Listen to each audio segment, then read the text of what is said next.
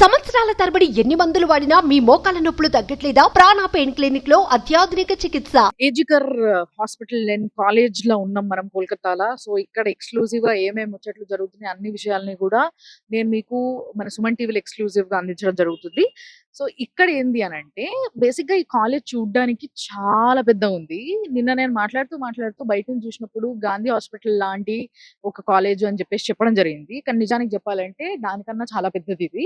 ఎందుకంటే ఈ రోజు మొత్తం లోపలంతా ఎక్స్ప్లోర్ చేసినప్పుడు నాకు అనిపించింది ఏంది అని అంటే ఒక ఇన్ఫర్మేషన్ తీసుకుందాం అని చెప్పేసి. సో కొందరి దగ్గర నుంచి ఇన్ఫర్మేషన్ తీసుకుంటే నాకు తెలిసింది ఏంది అని అంటే దగ్గర 15 నుంచి 18 వరకు బ్లాక్స్ ఉన్నాయి.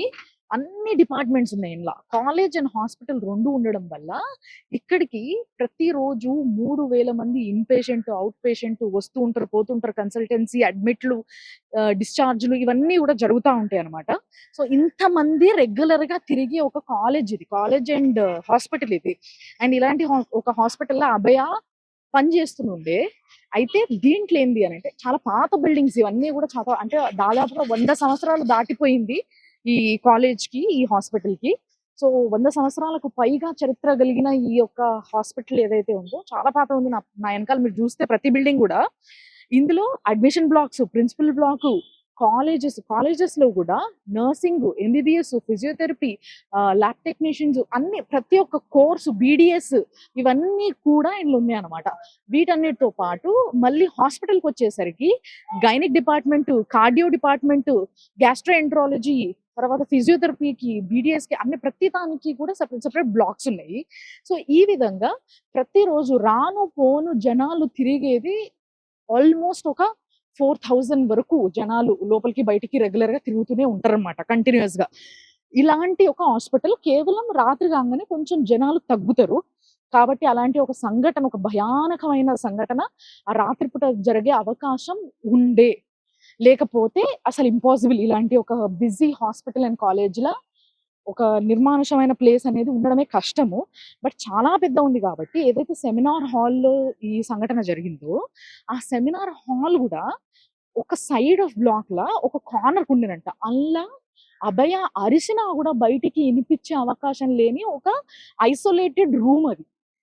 సో అలాంటి ఐసోలేటెడ్ రూమ్ లో ఘటన జరిగింది. సో అక్కడ నుంచి సౌండ్ రావడం ఇంపాసిబుల్. సో ఇక్కడ బాగా తెలుసుకోవాల్సిన విషయం ఏంది అండ్ నేను కనుక్కున్న విషయం ఏంది అని అంటే ఇది సంజయ్ రాయ్ కి అక్కడ ఆ అమ్మాయి పడుకొని ఉంది అంటే కొంచెం సేపు రెస్ట్ తీసుకుందాం అని చెప్పేసి వాళ్ళ ఫ్రెండ్స్ తో కలిసి డిన్నర్ చేసిన తర్వాత కొంతసేపు నిద్రపోతున్న సమయంలో ఆమె పైన ఈ అఘాయిత్యం చేయడం జరిగింది. ఈ అఘాయిత్యం జరగడానికన్నా ఒక హాఫ్ అన్ అవర్ ముందే అభయ అక్కడ పడుకొని ఉంది అన్న ఇన్ఫర్మేషన్ ఫోన్ కాల్ ద్వారా సంజయ్ రాయ్ కి వెళ్ళింది. ఆ ఫోన్ కాల్ చేసింది ఎవరు అనేది ఒక పెద్ద ప్రశ్న. సిబిఐ దానిపైన కూడా విచారణ చేస్తుంది. అండ్ ఇంకొకటి ఏంది అని అంటే ఈ కాలేజ్ లో దాదాపుగా స్టూడెంట్సే కొన్ని వేల మంది ఉన్నారు. సో వాళ్ళందరూ కూడా ప్రొటెస్ట్ చేస్తున్నారు, మాకు సేఫ్టీ లేకపోతే మేము ఇక్కడ డ్యూటీ చేయడానికి ఇష్టపడట్లేదు అని. బట్ ఫిర్ బి ఇంతమంది పేషెంట్స్ ని కాపాడుతున్న ఒక హాస్పిటల్ కాబట్టి ఇది ఇక్కడ ఏంది అని అంటే ఎవరైతే సీనియర్ డాక్టర్స్ ఉంటారో వాళ్ళందరూ కూడా వర్క్ చేయడం జరుగుతుంది. But duty doctors, trainee doctors, interns ఎవరైతే ఉంటారో వీళ్ళందరూ కూడా ప్రొటెస్ట్ లో కూర్చుంటున్నారు. ప్రస్తుతానికి ఇంకా పని చేస్తలేరు వాళ్ళు.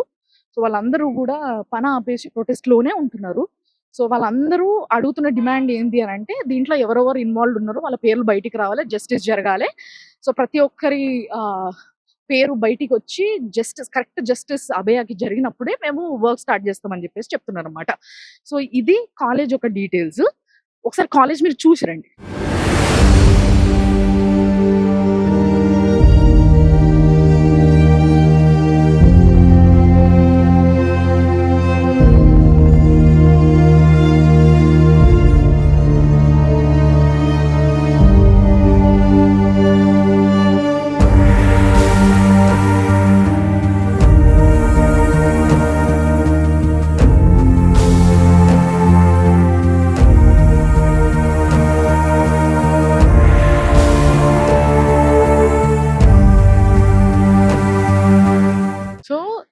ఒక రౌండ్ కొట్టి చూస్తే ఈ కాలేజ్ లో దాదాపుగా ఒక 4 నుంచి 5 క్యాంటీన్స్ ఉన్నాయి రౌండ్ గా. ఒక ఎవ్రీ హాఫ్ కిలోమీటర్స్ లేకపోతే ఎవ్రీ 800 మీటర్స్ కి ఒక క్యాంటీన్ ఉంది ఇట్లా చిన్నగా. అండ్ నా వెనకాల చాలా మంది జనాల్ని చూస్తున్నారు కదా, ఎక్కడెక్కడ నుంచో ఊర్ల నుంచి వచ్చి ఇక్కడ ట్రీట్మెంట్ చేయించుకోవడం జరుగుతుంది. సో వాళ్ళందరికీ కూడా అకామిడేషన్ దొరకడం కష్టం. చాలా మంది పేదోళ్ళు ఉంటారు. సో బయట వాళ్ళు అకామిడేట్ చేసుకోలేరు హోటల్స్ లో. సో వాళ్ళందరూ కూడా ఇట్లా వెనకాల పడిగాపులు కాస్తున్నారు పేషెంట్స్ కోసము. సో ఇట్లా ఎప్పుడు నిత్యం బిజీగా జనాలు తిరుగుతూ ఏదో ఒక పని పైన అండ్ కాలేజ్ పని పైన ఎప్పుడు బిజీగా ఉంటది అనమాట. ఎప్పుడు కూడా కామ్ ఉండనే ఉండదు ఈ కాలేజ్. చాలా బిజీగా వర్కింగ్ కాలేజ్ ఇది, కాలేజ్ అండ్ హాస్పిటల్. సో ప్రతి డిపార్ట్మెంట్ మీరు చూసినట్టయితే అంటే ఎవ్రీ డిపార్ట్మెంట్ కి సెపరేట్ బిల్డింగ్ ఉందన్నమాట. కేవలం ఇందాక నేను ఒక దగ్గర నుంచి స్టార్ట్ చేసిన దగ్గర ప్రిన్సిపల్ కి 6 అంతస్తుల బిల్డింగ్ ఉంది. 6 నుంచి 7 అంతస్తుల బిల్డింగ్ కేవలం ప్రిన్సిపల్ అడ్మిషన్ ఈ బ్లాక్ మాత్రమే చాలా పెద్ద ఉంది. అక్కడ నుంచి బిల్డింగ్ ఒక పెద్ద బ్లాక్ అండ్ గైనిక్ ఒక పెద్ద బ్లాక్. ఇట్లా ప్రతి సెక్షన్ కి ఒక పెద్ద పెద్ద బ్లాక్స్, ప్రతిదీ కూడా 5 ఫ్లోర్స్ అబౌవ్ 5 ఫ్లోర్స్ ఉన్న బిల్డింగ్స్ ఉన్నాయి ఇక్కడ.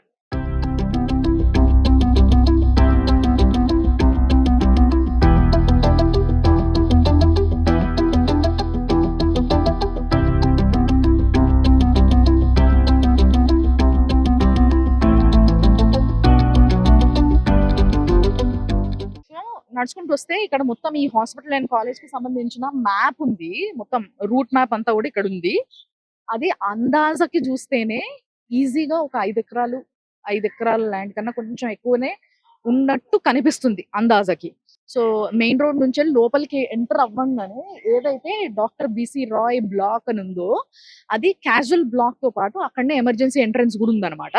సో ఆ బిల్డింగ్ లోనే అంటే ఎంట్రన్స్ లోనే ఏదైతే ఎమర్జెన్సీ బ్లాక్ చాలా బిజీ ఉంటది, అలాంటి బ్లాక్ లోనే అఘాయిత్యం జరిగింది ఒక రాత్రి వేళ ఒక సెమినార్ హాల్లో. సో ఈ మ్యాప్ ఏదైతే ఉందో ఈ మ్యాప్ లా చూసినట్టయితే వాళ్ళు నంబర్స్ కోడ్ చేసి పెట్టారు. దాదాపుగా 32 బ్లాక్స్ ఉన్నాయి. అంటే ఒక్కొక్క బిల్డింగ్ లో 2 బ్లాక్స్ ఉన్నాయి. మొత్తం మీద 15 బిల్డింగ్స్ లో 32 బ్లాక్స్ సెగ్రిగేట్ చేయడం జరిగింది. ఏ డిపార్ట్మెంట్ ఆ డిపార్ట్మెంట్. ఇన్ని departments law you don't believe, ఇన్ని డిపార్ట్మెంట్స్ లా నిన్న నైట్ నేను చూసినప్పుడు పోలీసు వాళ్ళందరూ షిఫ్ట్లు మారుతున్నప్పుడు దాదాపుగా 250 మంది పోలీసులు ఇక్కడ బందోబస్తుగా వస్తున్నారు. ఎస్, మొత్తం అంతటా కూడా లోపలంతా ఉన్న వాళ్ళు ఎవరైతే బందోబస్తుకి వచ్చిన పోలీసులు ఉన్నారో, పోలీసులు, మిలిటరీ వాళ్ళు, డిజాస్టర్ మేనేజ్మెంట్ వాళ్ళు, వీళ్ళందరూ ఉంటారు కదా జనరల్ గా. సో ఈ గ్రూప్ అంతా కలిపి ఒక 250 మంది కేవలం ఈ చుట్టుపక్కల, ఇప్పుడు నేను నిలబడ్డ ఈ చుట్టుపక్కల ఈ 5 ఎకరాల విస్తీర్ణంలోనే ఉన్నారు.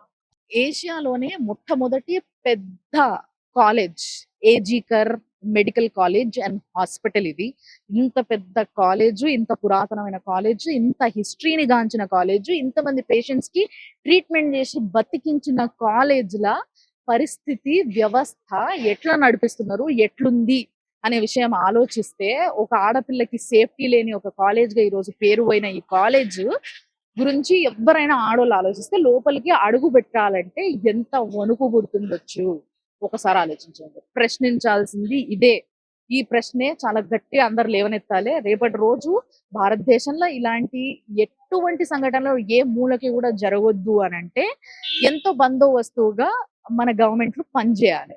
దీని గురించి ద్రౌపది ముర్ము గారు ఈ రోజు ఒక లేఖను పంపడం జరిగింది మీడియాకి గానీ మొత్తం అందరికి కూడా. ఏమనంటే ఎనఫ్ ఇస్ ఎనఫ్ అని. అంటే ఇప్పుడు వరకు భరించింది చాలు, పడ్డం ఇట్స్ మోర్ దెన్ ఎనఫ్. ఇప్పటి నుంచి వెళ్ళి చట్టాలు టైట్ చేయాలి, ఇలాంటి అరాచకాలు జరగకుండా చూడాలి అని చెప్పి పంపినరు. మరి ఎంతవరకు ఇది కార్యాచరణలో పెడతారు, ఎలాంటి చట్టాలని తీసుకొస్తారు విమెన్ సేఫ్టీ కోసం అనేది మాత్రం ఇంకా వేచి చూడాల్సిన విషయంగానే ఉంది.